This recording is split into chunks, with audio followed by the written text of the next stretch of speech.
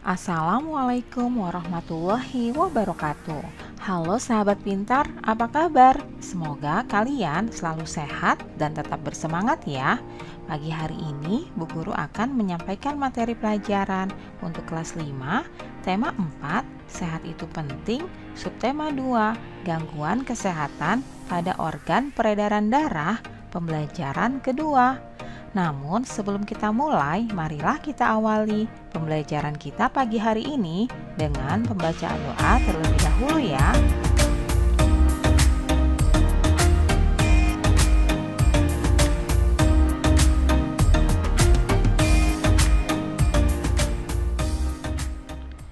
Anak-anak, olahraga selalu berhubungan dengan kesehatan manusia. Misalnya, kesehatan organ peredaran darah manusia.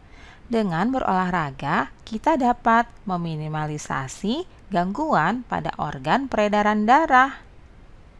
Selain berolahraga, apakah menari juga dapat menghindarkan gangguan pada organ peredaran darah manusia?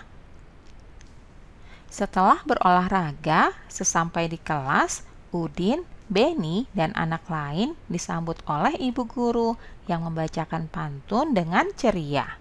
Perhatikan gambar dan pantun yang diucapkan ibu guru berikut ini. Pergi ke toko membeli gitar. Gitar dipetik sungguh memikat. Murid ibu semua pintar. Masuk kelas tanpa terlambat. Udin, Beni, dan semua anak kelas 5 bertepuk tangan, tanda senang dengan pantun yang diucapkan ibu guru. Tidak lama kemudian, Beni membalas pantun ibu guru. Berikut pantun Beni. Pagi-pagi berolahraga, keliling kampung berlari-lari.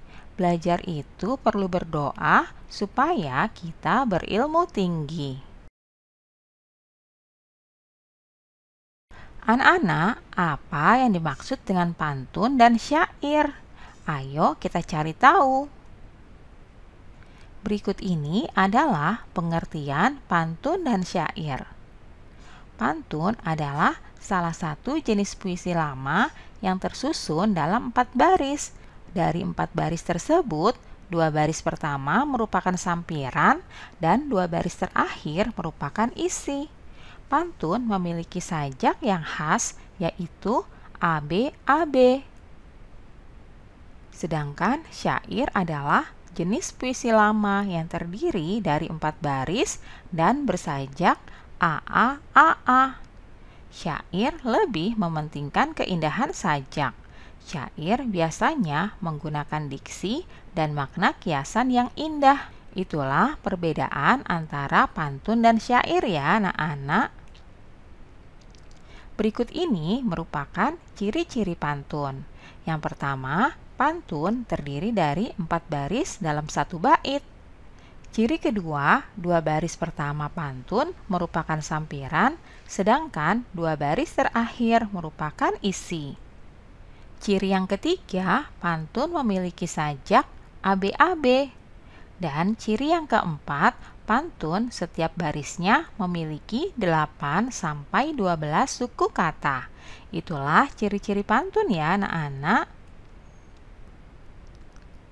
Anak-anak, kali ini kita akan mengingat kembali mengenai organ-organ peredaran darah manusia.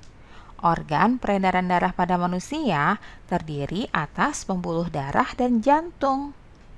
Keduanya memiliki fungsi berbeda-beda, namun membahas kedua organ pembuluh darah itu saja tidaklah lengkap tanpa membahas tentang darah. Darah, pembuluh darah, dan jantung merupakan suatu komponen yang berperan penting dalam kehidupan manusia. Yang pertama, darah. Fungsi darah adalah sebagai berikut, yaitu sebagai alat pengangkut sari makanan dan O2 atau oksigen ke seluruh tubuh dan juga sisa-sisa metabolisme ke organ ekskresi. Fungsi yang kedua yaitu menjaga agar temperatur tubuh tetap. Selanjutnya, fungsi yang ketiga yaitu mengedarkan air yang berfungsi untuk reaksi enzimatis atau untuk menjaga tekanan osmosis tubuh. Selanjutnya, fungsi darah yang keempat adalah mengedarkan getah bening. Fungsi selanjutnya yaitu menjaga kestabilan suhu tubuh. Selain itu, darah juga berfungsi mengatur keseimbangan asam basa atau Hb. Nah, itulah beberapa fungsi darah ya anak-anak. Anak-anak, pada peredaran darah manusia terdapat 3 pembuluh darah, yaitu pembuluh darah arteri, vena, dan kapiler. Arteri berfungsi untuk mengalirkan darah keluar dari jantung, vena untuk mengalirkan darah menuju jantung, dan pembuluh kapiler untuk menghubungkan ujung pembuluh nadi terkecil atau arteriola dan ujung pembuluh vena terkecil atau venula. Nah, organ yang kedua yaitu jantung. Jantung manusia terletak di rongga dada dan di atas diafragma.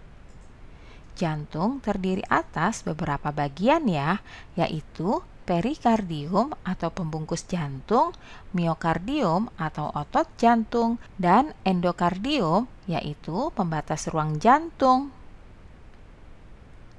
Selanjutnya, jantung manusia terbagi menjadi 4 ruang, yaitu 2 serambi atau atrium dan 2 bilik atau ventrikel.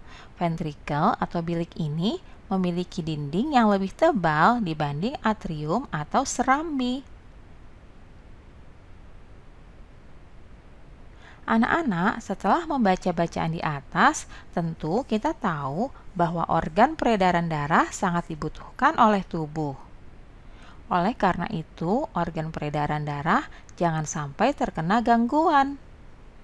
Nah, apa sajakah gangguan-gangguan pada organ peredaran darah? Simak penjelasan Bu Guru berikut ini ya. Gangguan organ peredaran darah. Gangguan pada organ peredaran darah manusia dapat terjadi karena non-keturunan dan keturunan. Gangguan pada organ peredaran darah non-keturunan dapat disebabkan oleh pola hidup dan makanan yang tidak sehat. Misalnya, terlalu sering mengonsumsi makanan berlemak tinggi dan makanan berkadar kolesterol tinggi. Berikut ini beberapa contoh gangguan pada organ peredaran darah manusia non-keturunan. Yang pertama, anemia. Gangguan ini disebabkan rendahnya kadar hemoglobin dalam darah. Rendahnya kadar Hb dapat disebabkan makanan yang dikonsumsi kurang mengandung zat besi. Ciri-ciri penderitanya adalah mudah lelah dan sering merasa pusing. Gangguan yang kedua, tekanan darah rendah atau hipotensi. Gangguan ini disebabkan terjadinya penurunan tekanan darah. Gangguan selanjutnya yaitu tekanan darah tinggi atau hipertensi. Gangguan ini disebabkan naiknya tekanan darah yang diantaranya diakibatkan oleh penyempitan pembuluh darah. Gangguan selanjutnya yaitu kanker darah atau leukemia.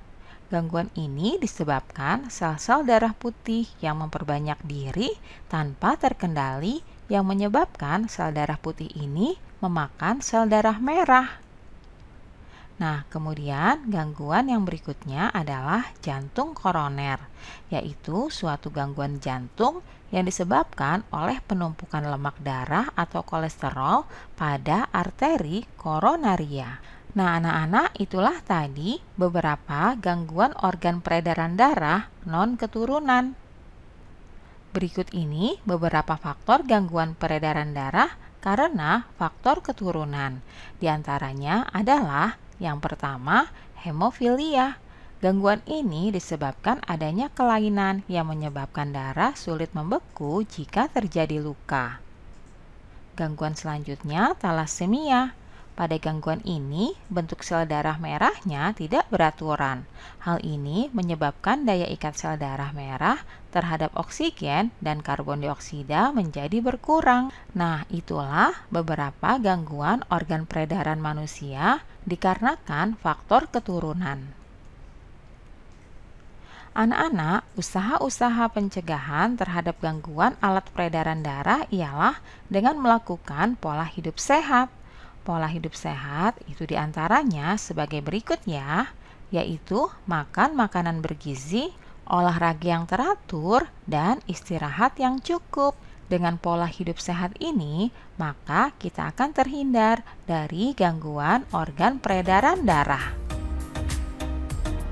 Demikianlah pembelajaran kita pagi hari ini anak-anak. Semoga bermanfaat ya untuk kalian semuanya. Sampai jumpa lagi pada video pembelajaran selanjutnya. Salam sehat dan tetap semangat. Wassalamualaikum warahmatullahi wabarakatuh.